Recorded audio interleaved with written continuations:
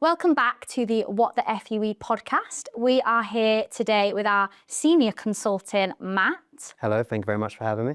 He's travelled a long way to be here, by the way. 4 hours? 4.5, sunny Southampton. Sunny Southampton. Yeah. Better weather than here. Yeah, Oh, just a actually, little bit. you brought the sun. Yeah, we did. We call it Costa del Southampton down there. Costa del Southampton.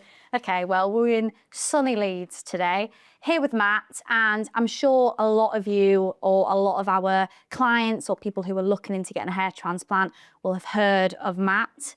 He's been with Want Hair for 2.5 years now. 2.5 years. Yeah, Blown so by. going strong. Yeah, it goes quick, doesn't it? It does. So yeah, we're just going to sort of dive into Matt's sort of a little bit of his personal life, what he gets up to, because I'm sure everybody's really interested. Yeah, I'm sure. We think it's good to sort of show you the personalities of our consultants who work at Want Hair, so you can get to know a little bit more about them. Sounds So yeah, good. let's dive right in. Okay, so you are senior consultant at Want Hair. You've worked here for 2.5 years. What were you doing before? Quite a few things, actually. Yeah, start from the beginning, just as much as you want. 'Cause I know you, but I have no idea what you did before. Yeah, so I actually started in Primark, which is a bit of a weird one. Did you? Working on the lingerie tills, which is a good one for me. Yeah. To be fair, at 16. So you love that. Yeah, I Were loved you it. 16? Yeah, young pup at that point, just working on the tills. So that was 40 years ago. Yeah, and then, 4 years ago, yeah, sure, more like 14. Yeah, then I left there, worked in retail for a little bit. Nice. Oh, just well, part-time. retail's not nice, actually. No, it's not very good. Horrible. But yeah, challenging. I feel for the people that work in retail, to be fair. Yeah, I couldn't do it anymore. But yeah, I worked in retail for a bit, just while I was in college and stuff like this. Then I went into more like a professional setting, so I worked in the bank. Then, yeah, I worked in the bank, which I shouldn't be trusted. You've gone from Primark to like Lloyd's. Yeah, I know. No, West, I should not be trusted with people's banking, to be fair. I barely manage mine, but yeah, went into more professional settings and I worked. Then I moved to like the travel industry, worked for a cruise company. What cruise? Princess Cruises. Nice, okay. Yeah, very nice. Then that made me want to travel, so I started doing these summer camps out in New York. So I was working. Wait, just pause for a minute. This is way more interesting than I thought it was going to be. I thought it would be, yeah. This is really exciting. Okay, so summer camps, because I remember being at uni and they always tried to like push the Camp America. Yeah, that's one. Okay. Yeah, so I went to summer camps and I was working there as a swim instructor and lifeguard. Never Do you know been I taught used to be a lifeguard? Yeah. Yeah. I'd never been taught to swim. Barely passed a lifeguard test. Right, so he can't swim. It's never been in a pool before. Literally. No, I could make it out of a situation, but I couldn't swim. You've got to do a lot of training to become a lifeguard, haven't you? Yeah, you have, and it was difficult because they put me with the big heavies that I had to save from the bottom of the pool because they knew I was a weak swimmer. So yeah, don't you have to? I remember when I did the training, you had to like toe or do whatever, like your arm around like the chin. You have to like freaking toe them like 25 meters or however long a pool is. Yeah, it was a bit difficult. So yeah, past that, done the summer camps and stuff like this. That's so fun. Yeah, and then I'd done some winter camps in Canada, which was more around like canoeing, kayaking, that kind of thing. That's really Again, cool. never canoed, kayaked, anything like that. But you said like you've been going to like America for a long time, like through childhood. You go on like family holidays and that kind of thing. Yeah, Okay, once a year to Florida, to Disney. Best ways. Yeah, which very fortunate to do, obviously. Yeah. See Mickey Mouse, don't you? Yeah, literally. Yeah, then come back and start to like set roots down back here, whether that's a good thing or not. And then worked in recruitment for quite a bit. Okay. So SIPs are sort of like, well, not similar to this, but then you're getting into like calling people. Yeah. Like more sort of salesy stuff. Yeah. Trying to help people find jobs and things like this. How was that? It was good. It was good at times. It depends what industry you're in. Yeah. Because a lot of people obviously getting hassled left, right and centre by recruitment companies. So was there like a specific like niche of jobs that you're trying to find for people? You know how people specifically try to find jobs for schools, primary schools or whatever? Was yours just like generic? Mine was nursing. So mental health nurses and general nurses and stuff, because I've always had a passion for healthcare, I suppose, and looking after people. Oh, that's really sweet. Thank you very much. And yeah, then... Insert claps. Yeah, insert. Then I kind of got the itch to travel again. Yeah. So I applied to work for Disney in Florida. Did you get it? I did, yeah. Oh my God. I'm sorry, but this is so interesting. Yeah, and again, the job was kind of like to work at a place called Epcot, which is one of their parks. Yeah, I've been to Epcot, Yeah, in the UK pavilion, basically. Yeah. set was kind of like waiter and stuff like this, but obviously I never waited again. So I had to sort of wing it a little bit. And in America, they're so like overly... Can I get like, they'll get you anything and everything. And then the tipping situation. Oh yeah, that's the nice part about it. Yeah, tip me. But tip me. Tip me. But what choice? The English accent worked well on it, for sure. Yeah, I bet they love an English accent, don't they? Yeah, and but just before that, sort of like hair related, started to notice a little bit of hair loss, went for a couple of consultations. So what age did you start to notice your own hair loss-ish? Probably 25, 26. 25, 26. Is that normal for like people to be losing it at that age? Yeah, so it's all linked to DHT, testosterone, which obviously is most rampant, normally 18 to 35 roughly. Right, so it's that period where you would... Usually you can still experience it after that, which is down to genetics, family genetics, which comes from the mum's side normally, but dad's side. Yeah, dad's side plays a part, but it's the X chromosome. But it's mainly from like mum's side, right? X chromosome responsible for from losing hair. Thanks a lot, Mum. You're blaming your mum, basically. Cheers, Mum. And then I went to Disney, was working out there, noticed my hair loss got a bit worse. And then I thought, is it the heat? Is it a change of diet? I wasn't too sure. Yeah, possibly. Yeah, but I remember my consultations, they said take finasteride because it would stop the hair loss. So I took finasteride, didn't think anything of it. And then 3-4 months later, I noticed my hair quality was amazing. Right, okay. So 3-4 months, that's how long it took for you to be like, oh, okay, this is working. Yeah, right. I wasn't sure because I wasn't sure if it was like something temporary with the heat or whatever. Didn't really pay attention to it. And I was just styling my hair one day. I was like, oh, it feels a lot thicker, a lot better. Yeah, it must be like, because you look at yourself, I was saying this to Tristan, when you look at yourself every single day, it's like you're not going to notice the growth. So like, and then it's like one day you look in the mirror and you're like, hold on a minute. Yeah. I've got hair. Yeah, it's come back. It's back. Yeah, it's brought itself back. Yeah. Then I went out there, done my year out there sort of thing. Yeah. Don't know how much you want me to expand into it, but... No, crack on.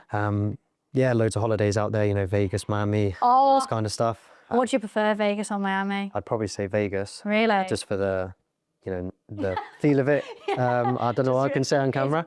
What happens in Vegas? Yeah, exactly. Stays in Vegas. Stays in Vegas, so it doesn't come on the podcast. But Miami is a bit more like bars, sort of Spanish vibe.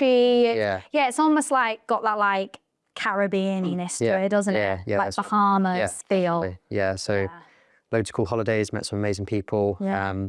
You're still friends with like people? Yeah, still friends with 1 or 2 of them. It's kind of hard to stay in contact with people after so long. Yeah.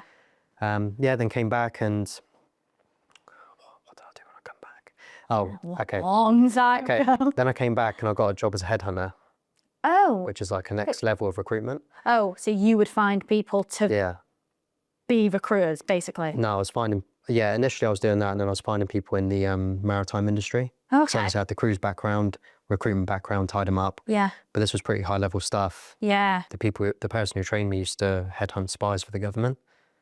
No way. Yeah, so I learned some pretty cool stuff from him for sure. Won't disclose the name, but... Spies? Yeah. So like they're real? Yeah. Oh yeah. This isn't just like in the film? No, definitely real. And he used to take me into like the shopping centre. No. And as an example, we'd be stood like 20 feet away from people and he'd be like, would you hire that person?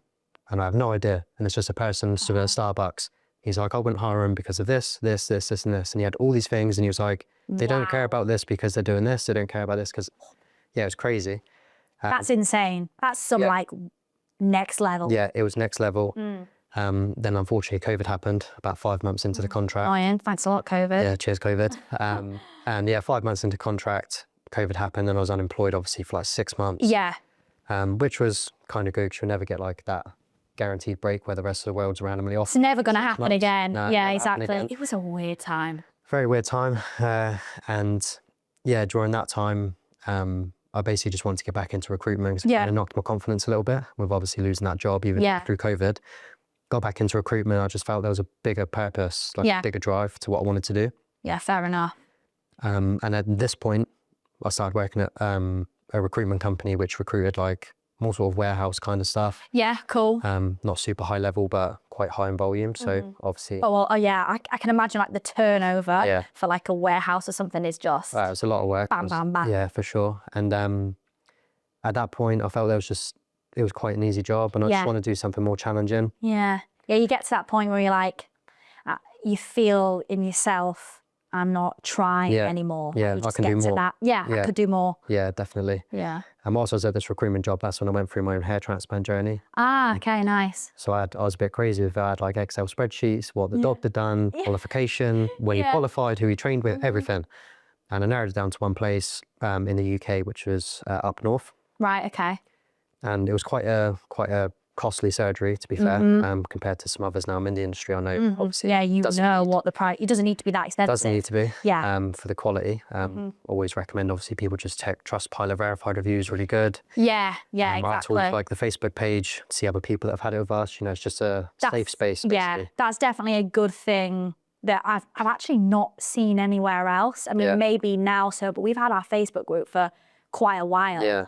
So I think like that is such a good place for people to go, because you can look at the reviews, you can speak to your consultants, but you want real people who've been through the same thing as you. Yeah. And people can go on that Facebook group and just think, right, okay, this is what they've done. Obviously, it's not there for professional advice. Yeah. If you want professional advice, speak to your consultant. Yeah, but it's just nice to feel, it's like a community. Yeah, That's how I see it. Yeah, I say it's like a safe space for you to chat to other people a bit Safe through space. us. Yeah, and you know, because obviously our job as consultants is to, you know, get them over the line and come with us, help change their hair, basically. Yeah. So if they feel the pressure from a sales sort of thing, they can just talk to somebody else that's been through us, and it's just easy. Exactly. Looked into my hair transplant journey. So I got a transplant. Yeah. The service I received for the price I paid wasn't really amazing, unfortunately. I mean, transplant looks really good, hopefully. So it does, first of all. So we're talking like the consultant's help and like the aftercare. How was that? Not so. Consultant was, you know, he had all the fancy gadgets, videos and stuff like this. So obviously I've done... Surface level was like... Yeah, pretty good info. Didn't tell me about all the do's and don'ts, but obviously, you know, you could run through hundreds of things on that. It could be 5 hours long if you think about this. But once I sort of booked, I felt like I was just discarded. Like, didn't really, you know, I was got your payment. Yeah, I was the sale, that's it. Turn up on the day, have the surgery, all goes well. Then in the aftercare, which is really important for the surgery, obviously, because if you do certain things, you know, you completely ruin it. That's like one of the most important things is the good aftercare. Definitely, that's what we're really good for, and that's what I'm really good with, because I didn't really get it myself. Yeah. So yeah, the aftercare, I was calling up, speaking to a nurse, speaking to a receptionist, and my consultant was missing in action, unfortunately. Nowhere to be seen. That's the worst thing when you try and get, with anything, when you try and get in touch with somewhere, and you have to go through all these different people, or like, you end up like press 2 for whatever, and then it ends. Yeah, exactly. They make it so difficult to try and get in touch, whereas like with One Hair, your consultant is literally a WhatsApp message away. Yeah. And as much as we say 24/7, we do sleep at some point. Yeah. And we're not vampires. Yeah. Yeah, we do. Please, our consultants do need to sleep. Yeah. But they are here. Not a lot, but enough. Just not at 4 a.m. Yeah, enough to function, basically. But if anything's urgent, obviously, you're always there. But yeah, then I thought, do you know what? When I was talking to people, I was like, I was convincing them about hair transplants. And I was like, maybe I could do this for a job. Yeah. So then I guess you would naturally, because you've had one, you would naturally be telling people about it anyway and saying, I actually look at my progress. Yeah. You're technically doing it for free at that point. You might as well get paid for it. Yeah, as well make some money from it. Yeah. But yeah, then throughout the whole process, I started looking into companies. And to truth be told, One Hair are really the only ones that come back to me at that point, because if you look online, it's a pretty hard industry to get into. Yeah. But yeah, I just knew that I was pretty compassionate and empathetic with people. Been through the process That's a big before, thing, empathy. And yeah, I kind of knew about it, and I knew with the training and stuff like this, it'd be a pretty good gig. And then that led me to this, and I'll never look back, and it's the best job I've ever had, to be fair. Oh, is it? Yeah. Oh, that's good. That makes me happy. Yeah, good for you. 100%. Apart from maybe Disney, but yeah, I'm living in Florida for a year at that point. I mean, you can't hate life when you're in 30 degrees heat. No, they say it's the happiest place on earth, so. Yeah. Do they? Yeah. Florida or Disney? Disney. Okay. To be fair, if I was to say like my favourite holiday, it would always be Florida. Oh yeah. Because it's just... Yeah, tropical, warm weather, parks, do you know what I mean? 4 o'clock, rain, but it's fine. It's gone by about half an hour. Yeah. Blue sky. I used to tell people I was a storm watcher. Yeah. Because I've been so many times, I knew the patterns of the... You know, there are people like this, like storm chasers. Yeah, I know. Right. And that would be really cool. Maybe that's my next job, who knows? Have you seen the, what's the film? Twister. Yeah. Seen the new one? Yeah. My brother used to be like obsessed with like, there's this guy called Reed Timmer. I don't know if you know who he is, but he's like a storm chaser. So he gets in like his van and he used to make like YouTube videos, and he'd be driving across like the country and literally chasing tornadoes. Yeah. Nah, that's too savage for me. I'll work in my dressing gown a lot of the time and got my coffee and our dog and stuff like that. And it's Don't need to chase the tornado. not chasing storms, not at the moment, but I'm looking for a bit more excitement maybe. Yeah. But yeah, not at the moment. No. Isn't it weird how like you think you know someone and then they've lived so much life and it's like, what? I'm an old dog, to be fair. I'm a bit of an old dog. Yeah, I'm getting on a little bit. Okay, so obviously you've said like doing your job searching and you found one here and you like the company. For your role specifically, what do you think, I know we've touched on like empathy, which is a big thing. What other things do you think is quite important to have being like a sales consultant? Like what other traits do you think you need? Yeah, good question. Wasn't expecting it. For sure. I'd say, are you talking more around like personality traits? Because I think you need to be, like, let's touch on empathy a bit more, because I think people, when you're dealing with clients or like the public, you're speaking to them over the phone. Yeah. You can't just, you have to be empathetic. You have to understand like what they're going through. And I think a lot of sales consultants, if they might not progress further if they're just sort of brushing people off and going, oh, whatever, it's fine, you'll be fine. Yeah. You have to put yourself in their shoes, and that's why it's good that you have been in their shoes. Yeah, definitely. Do you know what I mean? Yeah, I'd say emotional intelligence is good. Yes. Because everyone's obviously a different situation. Some people don't care, you know, they're like, I just want a hair transplant, don't really care. And some people it's been affecting them for years and they don't want to go outside, they've been wearing hats. I think we forget that hair might not be big to you, but that could be the be-all and end-all of someone's confidence to them leaving the house. Yeah, definitely. So I think like the emotional intelligence to be able to understand how sad it might make someone. Yeah, because I've been through it as well. Yeah. Not saying I was walking around sad every day, but when you check the mirrors and stuff, it's not a nice being on. Happy. And my hair loss, fortunately, wasn't as bad as a lot of people's I've seen, and to see the transformation it makes is amazing. Yeah. I'd probably say patience is another one. It's different to recruitment. Good one. With recruitment, well, you still need to be fast. Obviously, if someone leaves a request, they're not going to be sat there for days waiting because there's so many companies. But you can't be pushing people into a decision. You need to give them the info and tell them this is what we would do. This is what I'd advise. But the choice is yours. Us or somebody else, it's a personal decision. So. That's a point. So like I was saying this to Tristan yesterday as well, but how many people do you have that instantly know they want to book and instantly do it like within that day? Yeah. Most of the time they take a couple weeks to... Yeah, they usually take time. Some people, 1.5 years, 2 years will come back and say... Oh wow, some people can take... Years. Yeah. Yeah, years. Because if you think about it, I started looking into it before I went to Disney. Then I went to Disney for a year, and then I was working for like another 6 months. Yours wasn't an instant decision. No, probably like 2 years, and I never went with the people I spoke with originally, just because they were like 15 grand or something like this. Was it? Yeah, it was ridiculous. Yeah, no, that's a rip-off, I'll be honest. Yeah, definitely too much. The surgeon was like one of the best surgeons on the planet, to be fair, but yeah, I don't have 15 grand sat in my pocket, unfortunately. No, and you're, in the nicest possible way, your average person in the UK doesn't have 15 grand to spend on a hair transplant. Yeah, and that's why prices come down quite a lot as well, because Turkey undercut the market a bit. A lot of people just see it over there for 1,500, 2 grand, and then they see the UK price for 10 grand. It's a no-brainer. Yeah, it is a no-brainer. Yeah, and Turkey's got a mixed reputation, which is definitely right sometimes, but wrong in other times as well, because the good places in Turkey, if you even look at the clinics, are like 5-star hotels, not like a hair transplant clinic. No. So the good places are amazing, but there are definitely some horror stories out there for sure. Yeah, there is. Oh God, I've seen some bad stories, but it's mainly like, it's like different types of surgery. Of like, hair transplants is cosmetic for other things that like women can get on, anyone can get done. You hear some bad stuff, don't you? And I think that's why people see these horror stories of, like the BBLs. Yeah. You hear those stories and you think, I am never going to Turkey for a surgery ever. And then people think that getting a hair transplant is like something where you're put to sleep for like 12 hours and it's like, that's not the case. No, it's such an easy process, honestly. The day flies by. I was lucky enough I was watching the Olympics when it was happening. Oh yeah. But yeah, you don't get put to sleep, but the anesthesia, blood sugar dropping, you get tired anyway, so you probably will sleep for like an hour or two. Yeah. And then when you wake Guess up, there's nothing else to do while it's happening. yeah, exactly. You can put earbuds in or whatever. I was gonna say, can you listen to music?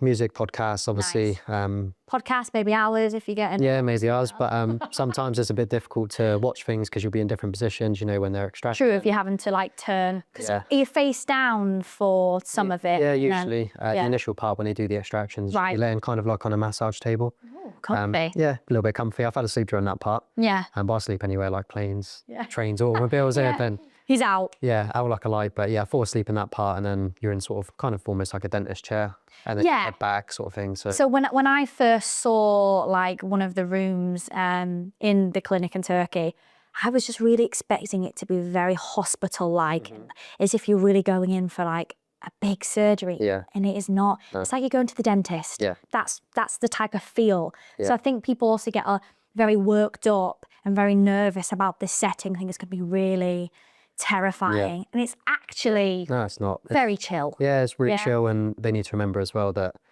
we're there the whole way. You know, if they go to Turkey, they've got patient liaison out there, speaks full English, surgeon speaks English. Yes, you're never going to be stuck having to like translate with people and you're just feeling very, what is going on? Exactly. Yeah. And you're with us in the group the whole time. We make up a group like 4 days before with the surgery info, stuff like this. So anytime, obviously, check in there. If even if they don't understand something which you've never had, then just message or call, and then, you know, it's not like they get passed off to a foreign call centre or anything. That's still with the UK support. So that's probably one of the best things I'd say. Yeah, that's one thing to like mention to anybody listening. If you do get it done in Turkey, you don't have to worry about the full UK support. You get that with the Turkey package.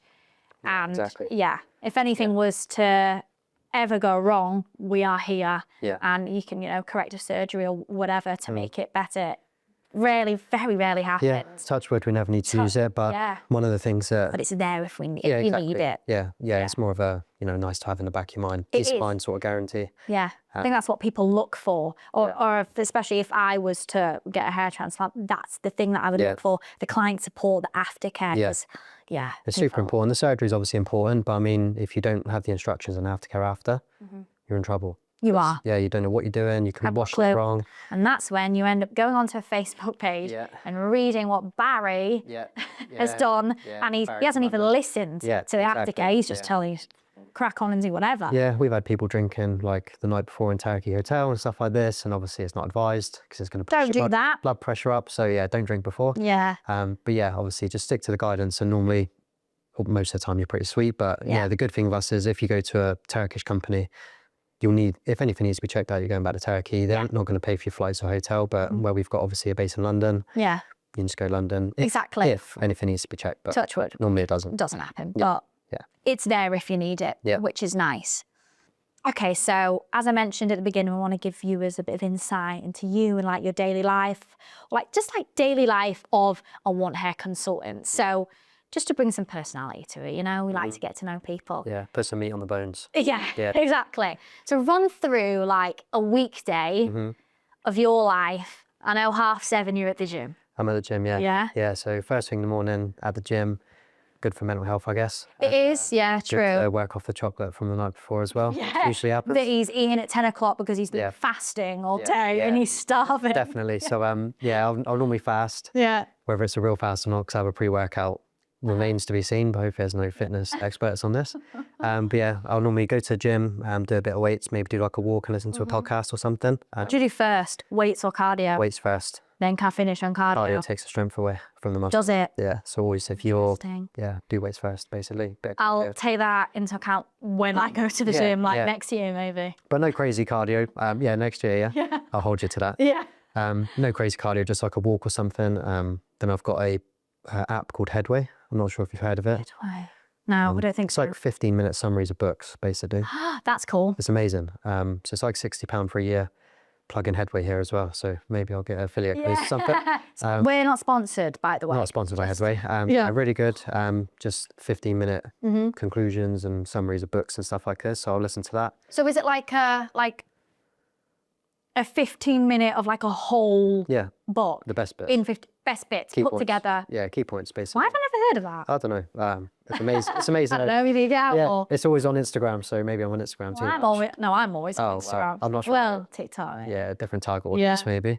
Lots of love. Then I'll finish that. I'll come back and I'll just make a black coffee. sit down over my laptop, and then straight away I'll work through the new leads. Because these are inquiries that have been made, obviously. So these are like ones that have maybe come through the night. Yeah, through night. From our ads, from social media, from the website, callbacks, that kind of thing. Yeah, that kind of thing. So I'll normally, most of the stuff we do is on WhatsApp, obviously, apart from consultation. Unless they don't have WhatsApp, then it's an email or a phone call. If you hear me calling you, it's probably just to get pictures. Yeah. But yeah, just message them, say, hey, from Want Hair, can you send us some pictures? Then because that's the first step, isn't it? Just get some pictures, because we can't do a consultation if I don't know what your hair looks like. Yeah, exactly. So first step. It's a waste of their time, waste of my time. Yeah. Because they might not be suitable, or they might not even need a transplant. Exactly. You know? And then there might be alternative options. Yeah. Then I'll go through new leads, and then I'll do what we call tasks, which are me arranging consultations, doing consultations, follow-ups, surgery groups. So you get like a certain amount of those in a day, and you sort of work through them. Yeah. Work through those all through the day, obviously replying to people on WhatsApp and stuff like that. Yeah, I bet that's constant. Constant, but not at 4 a.m. Not 4 a.m, but it is what I signed up for. So but yeah, the days are pretty busy, to be fair. Doing my consults or whatever, checking on people that have been in surgery, normally a bit more towards the end of the day. Yeah, that's the point, because obviously every day that you are speaking to new people, you also have your clients that are in getting surgery. So they might need help, or they might say if they've got a problem, like even, I don't know where to park, that kind of thing. You're there to say, look, there's a car park here, a car park there, or whatever. Yeah, it's definitely juggling a lot of plates in your head. It is, isn't it? It's quite a lot, It's quite a lot. So be nice to your consultant. Yeah, it'd be nice, but the calendar helps me out a lot, because I'm quite unorganised with, and I forget a lot of stuff. So calendar helps me out a lot. Then I'll normally finish, make some sort of dinner at that point, and then I watch something called The United Stand, which is a football podcast about Man United. Oh, nice. He does it twice a day. But yeah. Twice a day? Yeah, so I'll watch the first one normally in the gym, or the podcast. Listen to it whilst, I'll watch it again in the evening. Aww. Maybe see my girlfriend, put Netflix on, something like this. What's your favourite show on Netflix? I'm watching Squid Game at the moment. What do you think of it? I've only just started it. I'm 2 episodes in. What do you think of the first one? No, I'm on the first series. Oh, are you? Yeah. Okay. So you're only a couple episodes in. Yeah, so it's slow burner, but I think it'll be good. But it is a slow burner. Yeah. My favourite ever is probably Peaky Blinders, or... okay, so I watched a couple episodes of Peaky Blinders, and I was like, I think it's, again, slow burner, just get into it. Yeah. Peaky Blinders is amazing. So is that your all-time favourite? Yeah, that and what's the one called? Breaking Bad. Okay, so I love Breaking Bad. my boyfriend